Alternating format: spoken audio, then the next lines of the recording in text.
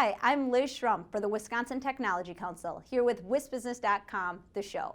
Just ahead, Tom Still talks about vehicles that can drive themselves, and Arjun Sangha, Executive Director of the WISES Technology Foundation, talks about moving technology from the campus to the marketplace. And now, here's this week's Tech Metrics.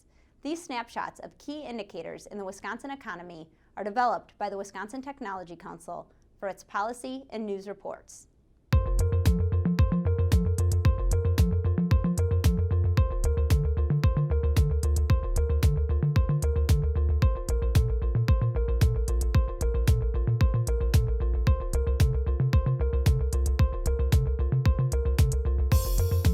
And now, here's Tom Still with his Inside Wisconsin commentary.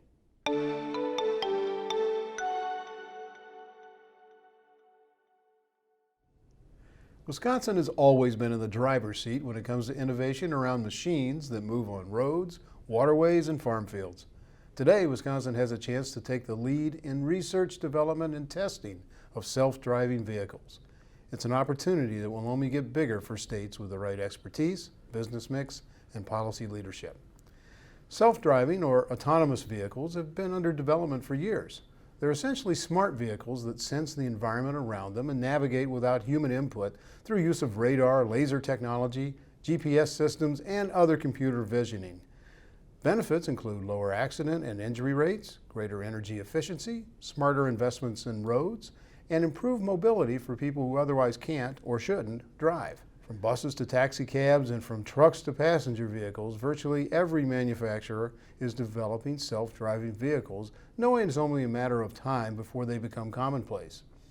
In fact, U.S. Transportation Secretary Anthony Foxx said last fall he expects to see autonomous vehicles rolling along everywhere in the world within 10 years. He and President Obama just announced a $4 billion 10-year plan to pave the way.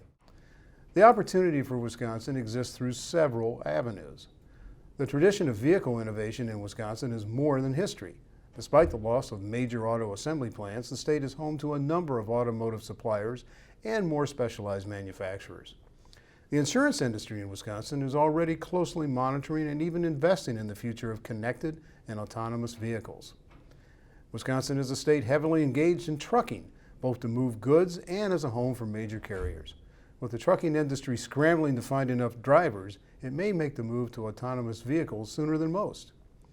Wisconsin researchers already have expertise and skin in the game, with the UW-Madison being a leading example. General Motors, Volvo, Mercedes-Benz, and Tesla are among automakers investing in autonomous vehicles, along with tech companies such as Google, Lyft, and Uber.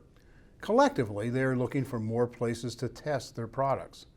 6 states have passed laws related to autonomous vehicles, and self-driving cars are already a common sight in California, where 11 companies have permits to test such vehicles on the roads. Wisconsin could stand out if it passed legislation allowing pilot studies of fully autonomous vehicles, which don't require human backups. A century more ago, there were probably plenty of people in Wisconsin who cringed at the thought of all those horseless carriages, motorized bicycles, and boats buzzing about. And yet, it was precisely that kind of innovation that built part of Wisconsin's modern economy, and which can be repeated with a more aggressive welcome to autonomous vehicles.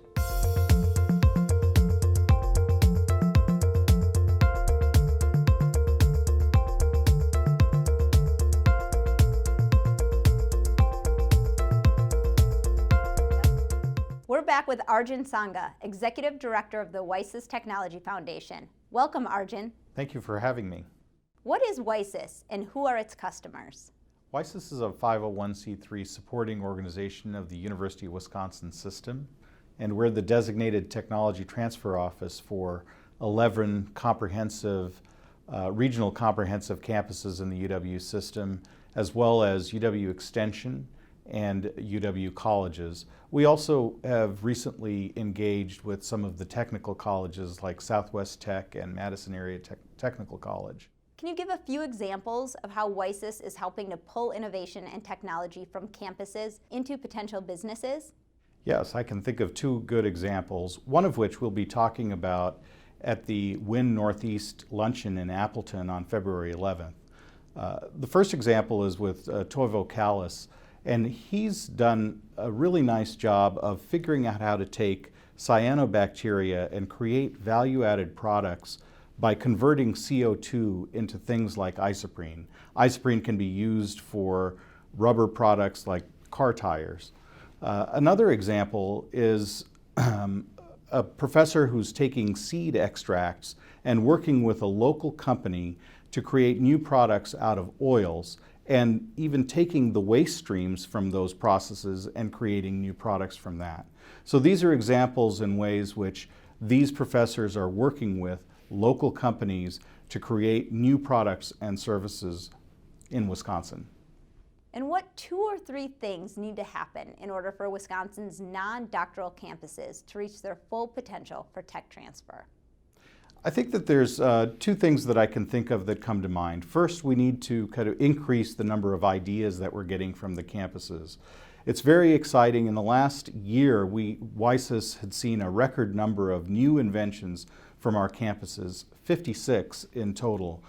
That more than doubles the average for the previous 5 years. A second thing that we need to see is supporting those researchers and research programs. We have a lot of good activity that's going on these campuses through the kinds of research that I talked about, and we need to kind of continue to support those researchers. The undergraduate students that work with those researchers get a great practical experience, so not only are they coming up with new ideas, but they are now ready for technology companies and ready for the workforce.